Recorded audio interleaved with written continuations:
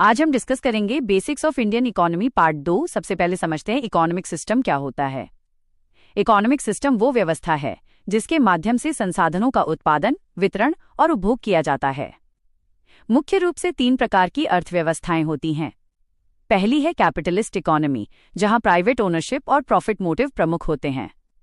Market आधारित निर्णय लिए जाते हैं, उदाहरण यूनाइटेड स्टेट्स। दूसरी है सोशलिस्ट इकोनॉमी, जहां सरकार संसाधनों की मालिक होती है और सेंट्रल प्लानिंग के माध्यम से अर्थव्यवस्था चलती है। इसका मुख्य लक्ष्य सोशल वेलफेयर होता है, उदाहरण क्यूबा। तीसरी और सबसे महत्वपूर्ण है मिक्स्ड इकोनॉमी। इसमें पब्लिक और प्राइवेट दोनों सेक्टर साथ काम करते हैं।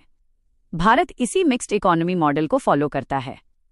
भारत में public sector railway, defence, banking और एनर्जी जैसे क्षेत्रों में कार्य करता है, जबकि private sector industry, IT, services और स्टार्टअप्स में महत्वपूर्ण भूमिका निभाता है।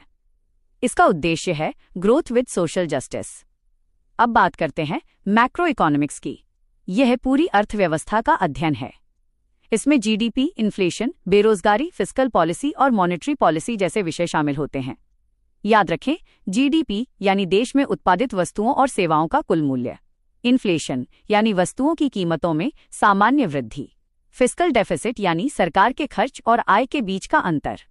वहीं रेपो रेट वो दर है जिस पर आरबीआई बैंकों को ऋण देता है। अब आते हैं माइक्रो इकोनॉमिक्स पर। यह व्यक्तिगत, उपभोक्ता, फर्म और बाजार का अध्ययन करता है।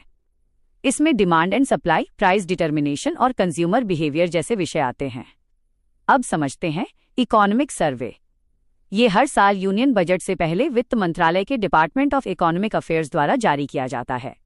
इसमें देश की आर्थिक स्थिति, जीडीपी ग्रोथ, रोजगार, कृषि और उद्योग का विश्लेषण होता है। यूपीएससी के लिए यह बहुत महत्वपूर्ण स्रोत है। अब बात करते हैं यूनियन बजट की। संविधान के आर्टिकल 112 के तहत इसे एनुअल फाइनेंशियल स्टेटमेंट कहा जाता है।